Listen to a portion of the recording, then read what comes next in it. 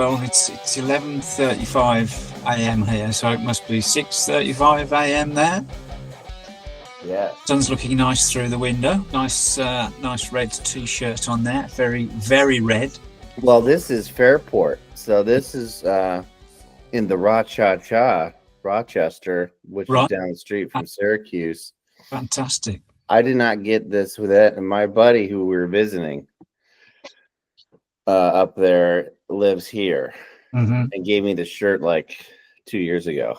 No, oh, perfect, excellent. Like it. Yeah. Well, I was going to wear a Radical Metal t-shirt, but I didn't get round to it. But I've got my cap on, so that's all. There you go. Yeah. Well, I just wanted to see if we could sneak in a quick video, if we could possibly make this a quick review of Mastodon in Syracuse. That would be fantastic. Sure. Marvelous. So, you went to see them last Friday. It's Friday the 6th today, D-Day today. Yeah, Anna and I flew out to New York, and then that night saw them in Syracuse. Cool. It was fun. Yeah, first time seeing Nick Johnston, all that. Yeah. How did he go down? Was everybody happy to see him? And he's, putting on the show, isn't he? Yeah, I don't think anybody was unhappy to see him necessarily. He's a shredder. But I, and I don't know if I'm still just married to the old stylings of Brent Hines or the albums in my brain, but I don't know, man. I don't know if I'm there. I don't know if I'm there yet. And maybe that's my problem. Well, big change. It's a big change. Brent is such a huge part of the history of the band that he's not just going to disappear from your mind. You've got all those records, and we've got all those albums, and that music's still there. You still listen to it, and he's still part of that band. But I think, it's just a new way forward for them, I guess. Well, yeah, I guess I really love Ben Eller, only in a homoerotic way, but just kidding. No, I really love Ben, and I thought he at least captured kind of like the vibe. Yeah. Because he's a fan, and I just was kind of hoping he would get it. And I don't know if it's over. It sounds, we'll get into this maybe, but it sounds like they are picking Nick. But this is what I was telling some people that I didn't like. He's doing like sweet picking. And I'm just like, I don't think that goes with this music. No, I mean, traditional metal, is it? For well, no, I mean, maybe, yeah. Oh, you mean the sweet picking? Yeah, maybe, or like Dragon Force, or like, I don't know. I'm not into Yngwie Malmsteen. Yeah, well, that's what I would connect that kind of that playing technique with, but also more with what do they call it? Gent, the chugging riff music. Gent, we missed the gent generation. Yeah, I liked what he was doing. I just didn't think it fit. That's just me. And if anyone wants to murder me, not at all. This is where I live. There's going to be a lot of opinions flying around. I mean, he's done quite a few shows with them now, and but it seems to me Bill's energized by what's going on. He's giving it the Thin Lizzy moves back to back and shoulder to shoulder, and even Troy's got into a bit of that, and it wasn't necessarily that kind of interaction from him before. So yeah. I mean, me being suspicious or paranoid, suspicious. I think maybe maybe they truly feel that way. And maybe that's or maybe it's like, hey, we got to turn it on. We got to make sure the vibe's really great because we got to make up for this cornerstone that used to be there on stage right. No, I get you. They're entertainers, and they know about putting on a show, and I'm sure that they've had discussions amongst themselves about, well, how do we present this and how do we make sure it goes down well with the fans, And it's still cool. Yeah, I still enjoyed the back-to-back. Of course. Yeah. I was like, oh yeah, right on. I was cheering. By the way, I thought they sounded I put this in my post, everybody has a million posts for every concert, but for me, the sound quality was outstanding. Like I felt like I could hear every little instrument and every little nuance of each instrument, and it was great. Yeah. And it wasn't overpowering. I think they figured out they've really figured out sound these days. It just seems wildly different and better than even like a year or two ago. Yeah, things do seem to have improved vastly. I think it's something to do with digital equipment that's being used now, programmable desks and programmable effects, and I think they can capture the sound of a room and modify with equalization to really suit the room that they're in. There's some new technology that I'm sure they're using that I don't even know anything about really for mixing, but for doing live shows.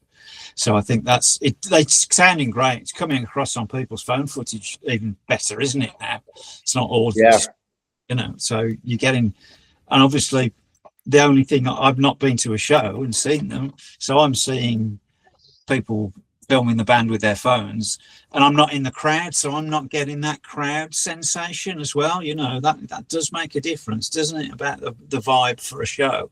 And you've experienced that now. So the crowd vibe was good. There wasn't a ton of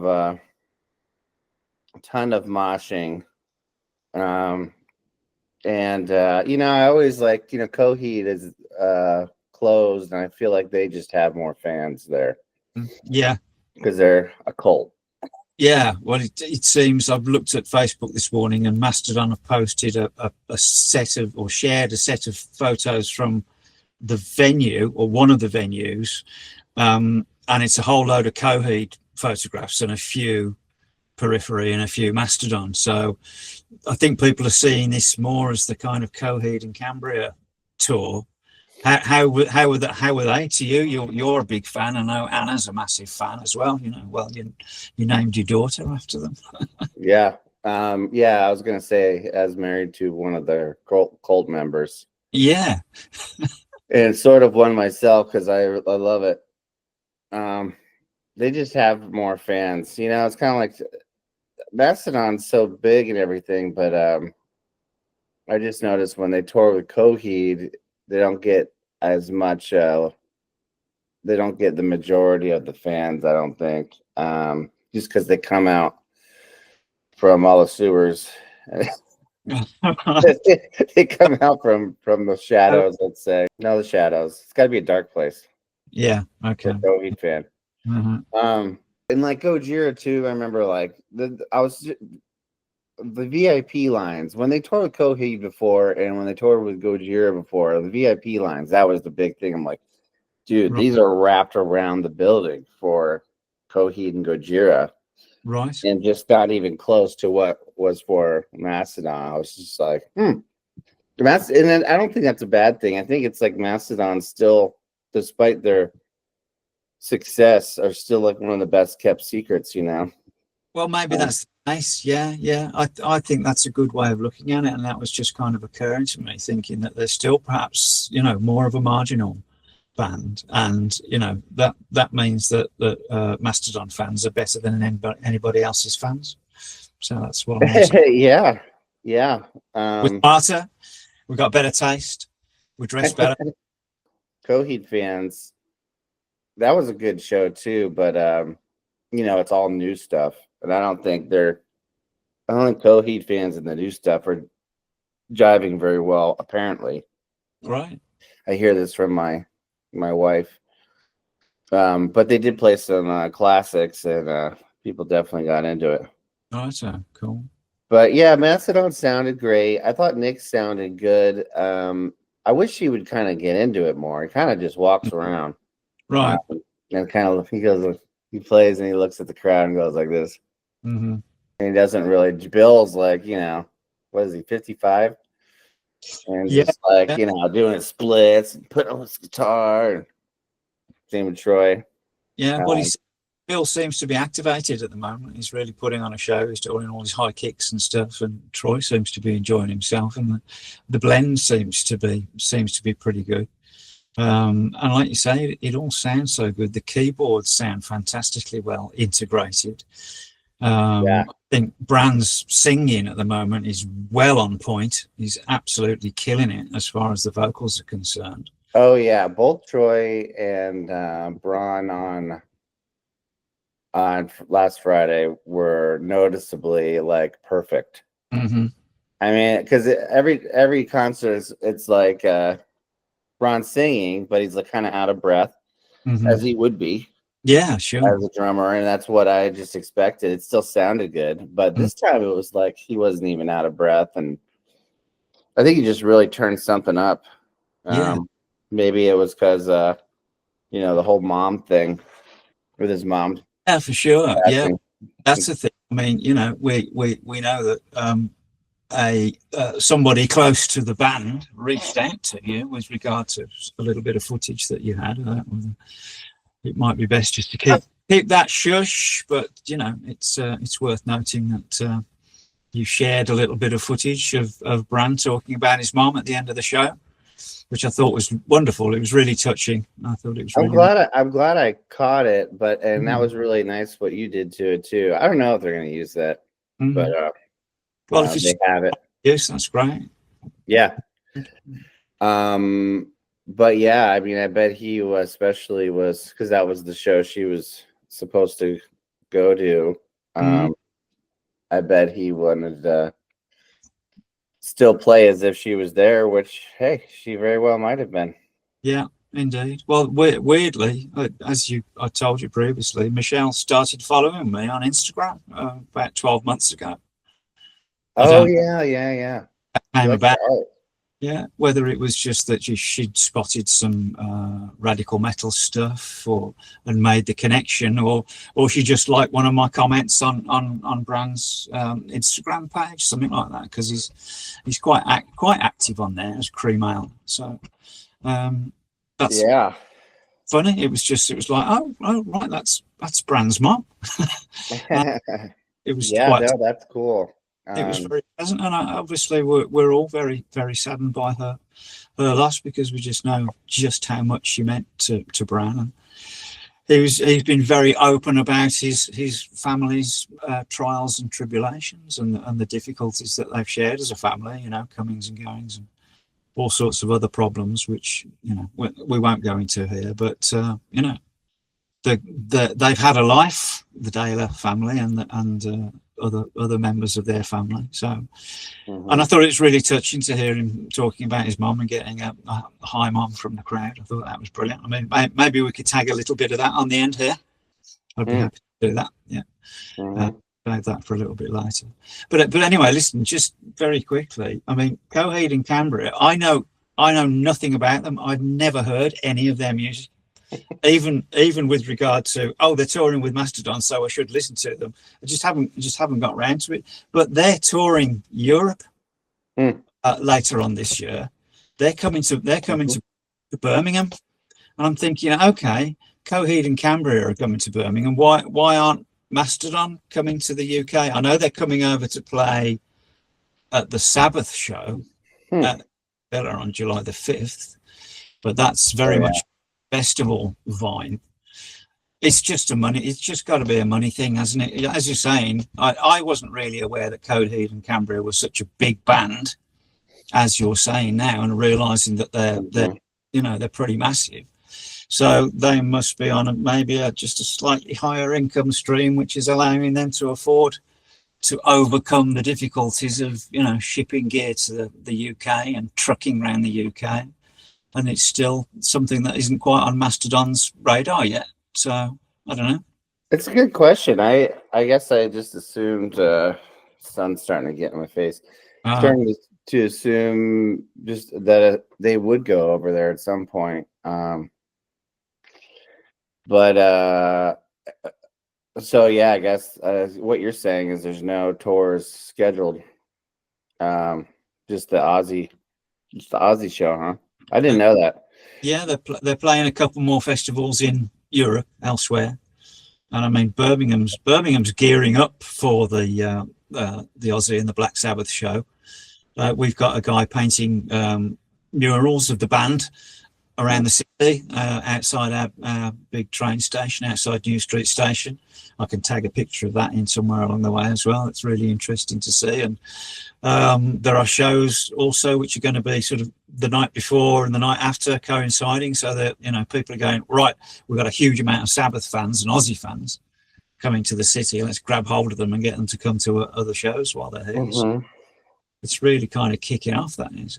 But yeah, they're playing there, and they're doing a couple of other shows, I think maybe in Germany and Holland perhaps, but no tours as yet. I mean, we haven't heard Hushed and Grim live over here in the. Oh my goodness! You're going to see Low Before the Breeze today? Is that tonight?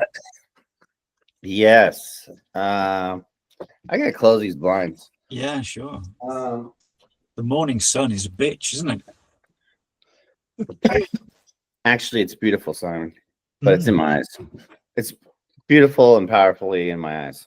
It's beautiful and powerful, and yeah, it rules our lives. Yeah, gonna see Low Before the Breeze. So I finally get to meet Andrew Spann in person. Unfortunately, JB is not going to be there.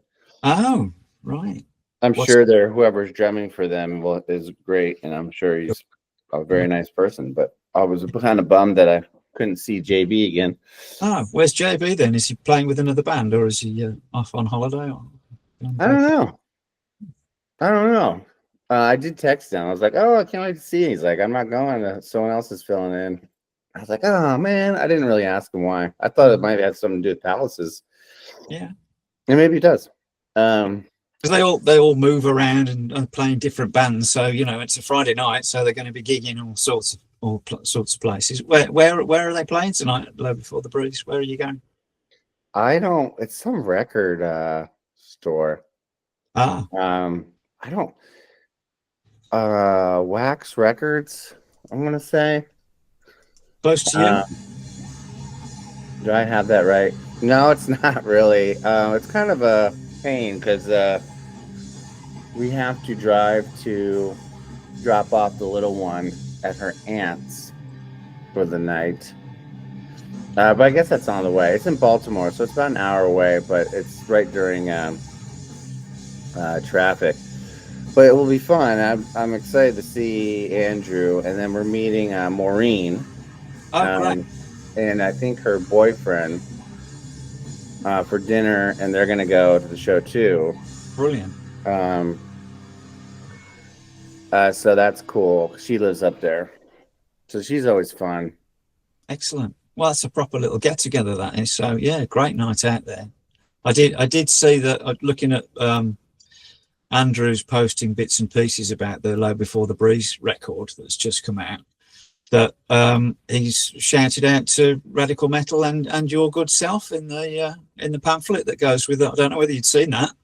Oh no, I haven't. Yeah, you're in the we're in the thank you list, mate. Yeah. Is it on Facebook? Yeah, it is. Yeah, if you check out Low Before the Breeze, I think it's on there. It's photographed because he's got a pamphlet. I guess it goes with the record, and it's got a little bit of a kind of biographical detail about his difficulties. He's been very honest and open about some of the tribulations he's been through in recent years. Oh wow. And he's on the opposite page, there's a list of thank yous from the band, and Radical Metal are included, and he mentions you by name. I thought that was really touching and really nice of him.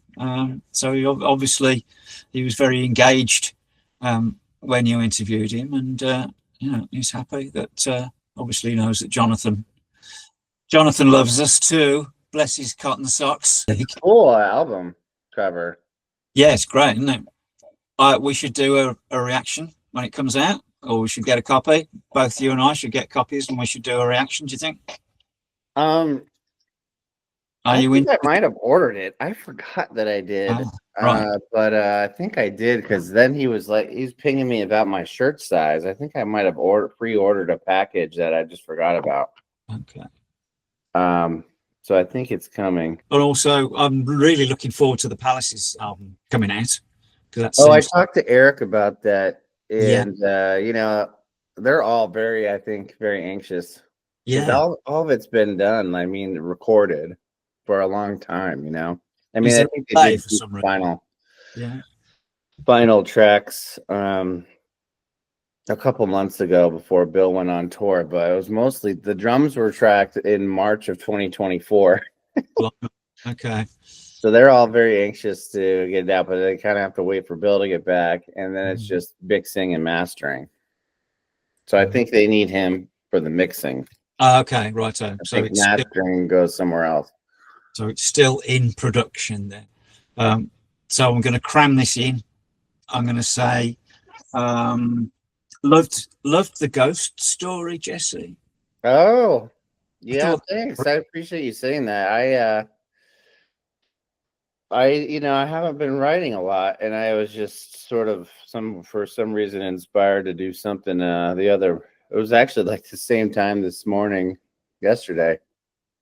Brilliant. I kind of got up early and I was like, yeah, very short. So it's just a stream of consciousness, and it came out on the page as it stands. Yeah. Yeah. Vomit. Yeah. No, I was really taken by it. I thought it was very touching. Thanks. And it was well written, and you need to do more. You feel for the ghost in the story. Yeah. I felt very like I was sympathizing with her. I picture her as a her. Yeah. And then I thought, maybe it leads into a bigger story, like who killed her, because she has a killer. Well, you leave it open-ended, which I think is nice. You don't necessarily need to go back, but you could readdress that if you wanted to, and maybe it was part. But I like it because she doesn't hold grudges, so she's like, I don't know. She's not going to scare the pants off people, and she's not there. Not a grudgy ghost. No, that's brilliant. Yeah, because grudgy ghosts, they're a pain in the ass. They are. I wish they'd just go away. Japanese, I know. Particularly, can be quite nasty when they crawl out of your television set. Okay, moving swiftly on. This last week, we've had a beautiful thing happen close by us in the town of Stoke-on-Trent, in a place called Burslem. They've unveiled a statue to Lemmy. Yeah, that's awesome. I saw that on the news. Ah, great. You've picked up on that. It's great to know that that's gone international, that story. So it's fantastic that he was born just up the road from where we are at the moment. He was in Burslem, and it's it's a historic city. Stoke-on-Trent is. It's an old city. It's well known for its pot. It's known as the Potteries. Yeah, pottery there. Wedgwood, you might have heard of Wedgwood. Very posh. But I think they're talking about opening a venue as well. So that would be great. A new venue in Stoke-on-Trent would be really fantastic, because it's a city of some unemployment and deprivation, and God knows some brightening up. So called after Lemmy, and have Mastodon play there. I think Lemmy is like a saint, as everybody. That's why he's getting statues put up for him. There's one at the Rainbow Room in LA too. That was his hangout, wasn't it? That was his hangout, and he is such a saint. Like he was such. You've probably seen there's a documentary on him. He just got so much wisdom. Yeah, and just the Ace of Spades. The line. You win some, you lose some. It's all the same to me. I live my life by that, dude. And that's the way I like it, baby. I don't want to live forever. Yeah. The guy is and was an inspiration, truly, because he really grabbed hold of life by both fucking lapels and shook it till it gave him what he wanted. Yeah. So it's great to know that such a, you know, an amazing soul has been commemorated by those that loved him, and also to commemorate his birthplace, which needs bigging up. Yeah, as does, you know, we're, as I often say, we're in the home of metal here in the Midlands. You know. Yeah. Bill Lynott was born just down the road out of Thin Lizzy. He was born in West Bromwich. We've got the Priest, our local. We've got the Sabbath, our local. 2 members of Led Zeppelin, our local. Napalm Death. Oh, really? I was listening to them the other day. I never Um, really got into them, but they popped up on something. I was like, one of the progenitors of thrash metal are from our fair city of Birmingham. So there's something in the industrial water, my friend. there really is. Yeah, yeah. They used to play in a pub called the Rainbow, in a part of called Digbeth, and that's where it all started, really, sort of 40 years ago. So you can thank Napalm Death for pretty much everything that's followed. It's funny when you listen to some of the stuff coming out of Terminus Hate City, and even Low Before the Breeze were like, Napalm Death. They're a bunch of, you know, kittens. Yeah. But that's, you know, it's part of the evolution and everything. But that was the hardcore. Yeah, it really that was always the joke. Like, let's put some peaceful music on. Yeah, Napalm Death. Yeah. That'll growing up. Yeah. And man, they're tame. Considered when you look at what's out there now, which is there's some harsh music out there. That's for definite. Yeah. I don't think it's not all for me. I have to say, I'm much more into a little bit of pastoral. I think it's art. Yeah. And with the videos, I do see some interesting things they're doing with the lyrics and the videos, and, you know, getting out his trauma or whatever. They did a video, and it's climbing up from like 9,000 views. That's big. Yeah. I mean, that's from the Lawn Chair Youth. It's funny. I was looking at the comments because I don't know what happened, but the sync with the singing and everything, and the song is off. Right. And I didn't even notice it. And then I read the comments and I'm like, oh yeah, it is. That's weird. But so people were kind of talking smack about that. But I think it was Andrew brilliantly was responding to these people who were hating on him, and it was funny. So funny. Yeah. Like, I love it. I loved it. He's a character. He's a very intelligent man, and I must check out his witty comebacks because I like that kind of thing. Well, he was just super, like, he wasn't defensive. He was only funny, and he didn't shy away from any of them. There's one guy on there. I'm like, who is this guy? I gotta look him up and remember not to friend him, or put a curse on him or something. It made me mad. Some of the stuff he was saying. It just was out of line, and it wasn't like. I think he was getting maybe worked up because Andrew was so funny, and he probably didn't know how to be funny. No, he was outgunning him. Yeah, something. Yeah. Well, you know. Anyway, witty comebacks. Some people are just not up to speed on all that. You know. So. Yeah. Well, we should stay off the internet then. Yeah, exactly. You know, the saying is haters gotta hate, I suppose, and that's all you can say about them, really, is they're just haters that some reason just like to kick up and cause nonsense. It's a shame that they're wasting their time and our time by doing that when you could just be saying something, you know, nice. Say something. Haters make me want to leave the room. Okay, yeah. Oh, yeah. That on auto, is it? Very nice. Isn't that nice? That's nice. Like it. Yeah. A little remote. Remote. Well, this is my remote control. Right? And that's all you get. Now I have vertigo. I know you've got a busy day ahead. You're off traveling, taking in the sights, off to Baltimore. What's Baltimore famous for? Is it a beer town, or is it a steel town, or is it a... I don't know, gangs, drugs, violence. Yeah, that's what I was thinking. Yeah. I love it. Yeah, excellent. You'll feel right at home there, Jesse. No, it's the Baltimore Orioles. Baltimore, we see Mastodon Baltimore all the time. They come to the same venue. I always get the venue name wrong. It's like Stage or Pier 6 Pavilion, but I think they changed the name. But we're up there a lot. We've gone up there a lot more than I would not go there to visit normally. Because Mastodon's up there all the time when they tour. They don't there's not a DC place Mastodon comes to. That's strange. That you would have thought there'd be a big venue somewhere close by you. I mean, Well, there's just not. I mean, there's clubs. Well, they have come to also Maryland, but closer.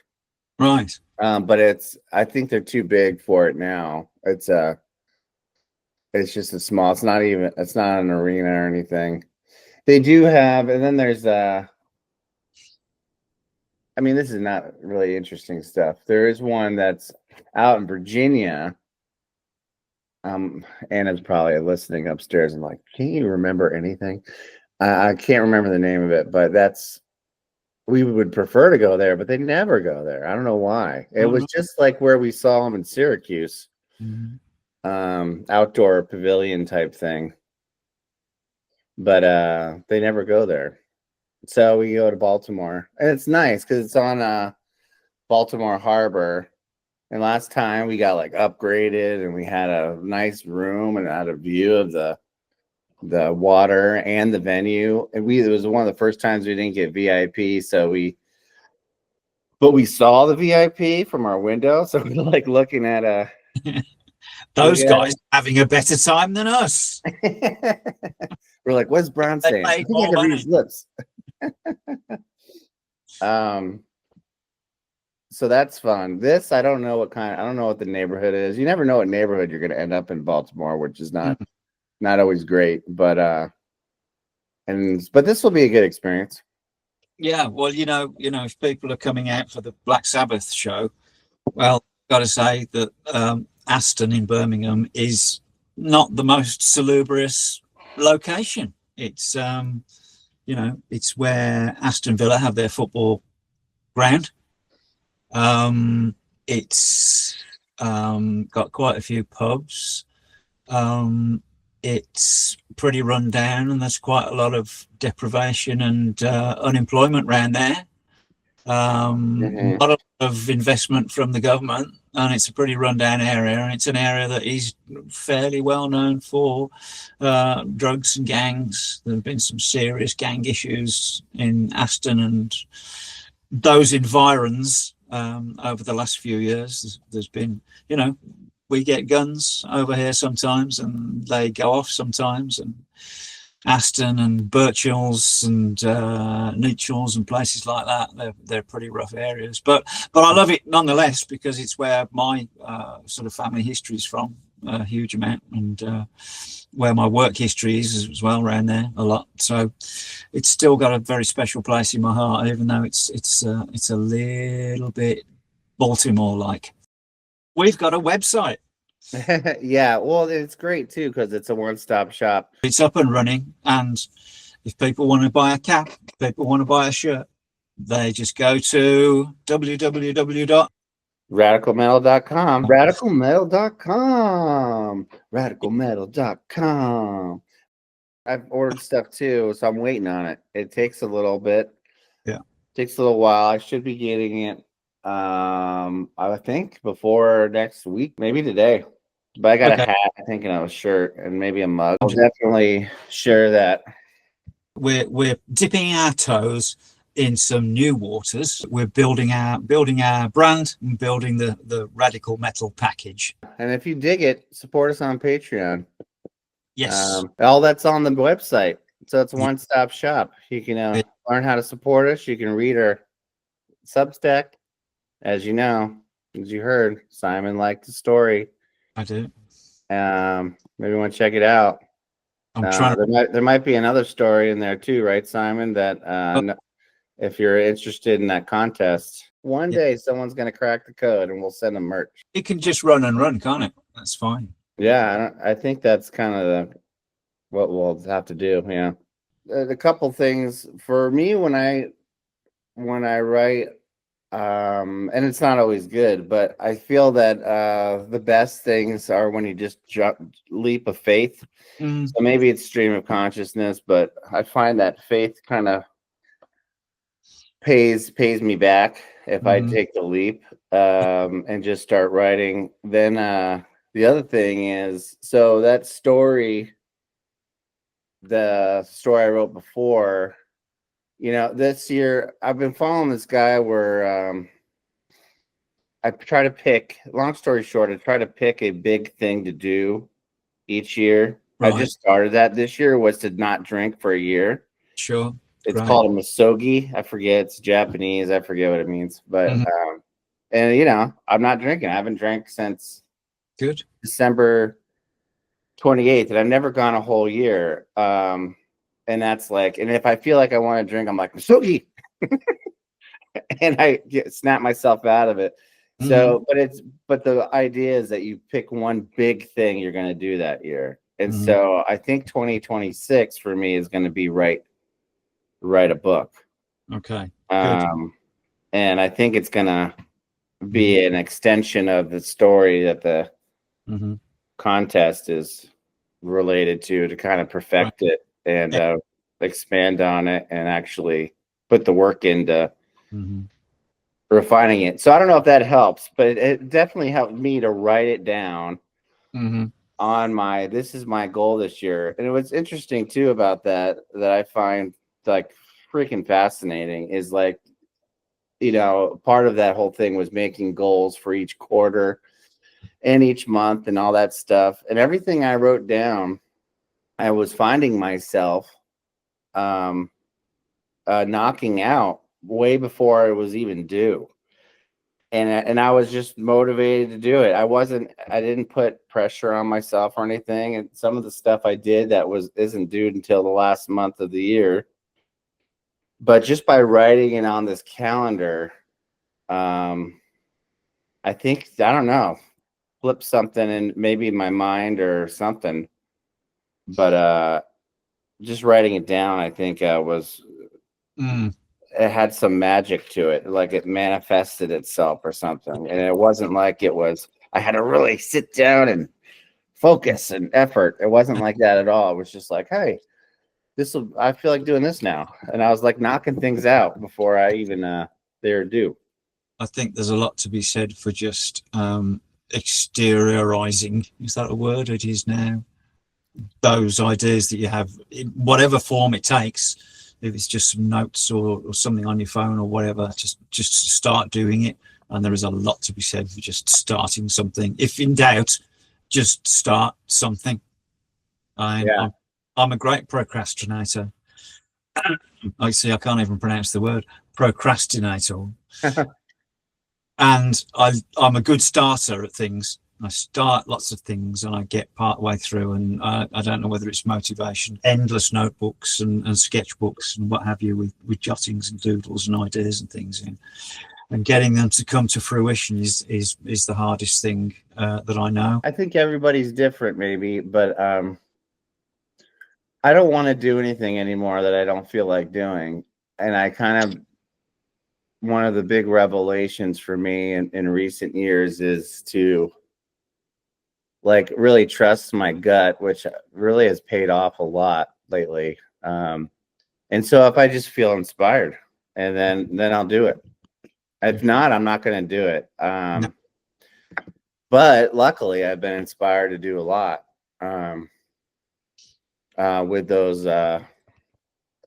goals too. And I don't know, again, I think there's some weird kind of magic thing with me anyway. If I write it down, somehow it gets into the pipeline of inspiration to do it on. And some of those things don't. Some of them I've written down. I'm like, you know what? I don't really feel like doing that now. So I cross it off the list. Well, you're very self aware and forward thinking and motivated kind of guy. And I think it seems to me a lot of that comes from the work that you do, because that's a very much part of your professional attitude, that you have to bring things forward and keep things moving and keep people motivated. And I think that leaks through into your personal life, you know. And also you've got I think having a young family is definitely is inspirational. You want to do all the right things for your daughter, and you want to give her inspiration and have her grow up in a house that's filled with love and creativity and thoughtful mindfulness and positivity. With my job and everything, it just forces you, this is no secret, but forces you to like carve out time and schedule things and figure out, like, if I want to do this, I gotta like schedule it. I gotta figure it out. And so maybe that does. I often wonder if I win the lottery, like I'm sure I'm going to do, if that's going to be a bad thing, because you know, then the time constraints go away, and I can kind of do things on my own. And would that be a negative thing? Because now I'm forced to figure it out. I'm forced to have structure. Yeah. There's the wishful thinking aspect of you know, well, one day when I win the lottery, I think what you find is that if you were to do that, that you'd still not have enough time to do things, because other things would come into your life that would take up time. Maybe. I do. I believe that. I think that's the case. I don't think it matters whether you've got 50 million in the bank or $500 to get you to the end of the week. We've all family lives which we have to deal with. We've all got financial things we have to consider, and trying to ram some creativity and some poetry in there. Is worthwhile. It's definitely worthwhile, and we keep trying to do it. So maybe together we're making something of value. Well, we'll keep doing it, man. Yeah, we'll keep doing it. Yeah, keep on rocking. And then tomorrow I interview Rafael Pensado. Yeah, who is the illustrious Vic Rattlehead. Cool, Vic Rattlehead. Got it. Okay. That's been a long time coming. I've been asking him for years. And he just, you know, I think it was as simple as he doesn't check Facebook, and now we're on WhatsApp. So now we're pinging each other. Oh, okay, great. All the time. But yeah, that'll be interesting too. He's got some interesting stuff to talk about, not just the Megadeth stuff, but I'll bet, because he's a background character, isn't he? Who has been able to be in the foreground and kind of go unnoticed because he's playing a character, but behind the mask. Well, he's also in a band, Mindflow, and he's a sick drummer. He's an amazing drummer. I collaborated with him on. That's important, right? He's an incredible drummer. I collaborated with him on a Megadeth cover where he played a Megadeth song, one of the hardest. You know, Nick Menza drums. Nick Menza period. That he just nailed it. That's out there, that song Victory, which was made with a bunch of people from the Megadeth boot camp thing where we got married. But he also, I think he started, I want to say, I don't really know, I'm gonna ask him about it, some kind of retreat center in Brazil. He's Brazilian, and it's like a drum place, and it's beautiful. It's like up in the mountains. And anyway, you should look him up on Facebook, Rafael Pensado. He's got a bunch of pictures, or Instagram might be better. Yeah, cool. I will do that, and I hope you get an invite to go and visit him and go and do some drumming classes. That would be stunning. Maybe he'd be interested in playing the drums on a Black Sabbath cover for us. Maybe, yeah. What do you think? I can ask him. Yeah, that'd be great. So we've got Maureen on bass, you and me on guitars, him on drums, and we'll get Rob Halford to come in and do some vocals for us. Yep. Okay, that sounds good. I might be able to do Ozzy with my... Yeah, I think so. You've got Ozzy tones in your voice, definitely. Yeah. Ozzy tones. Oh, yeah. In abundance. This is how Ozzy dances, too. Ozzy tones. Oh, it's more it's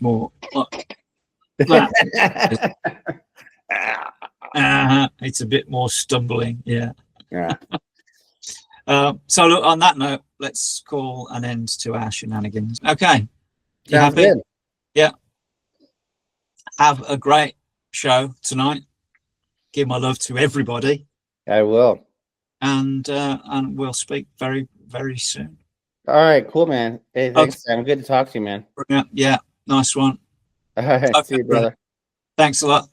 All right, bye. Live long and prosper, and I'll see you soon. All right. You too, my friend. New York, let me hear you! Yeah, baby, yeah. How you guys doing? That was fun, right? Listen, myself and stage left guitar player, Bill Kelleher, we're from just down the road in Rochester, New York. Oh, you heard it?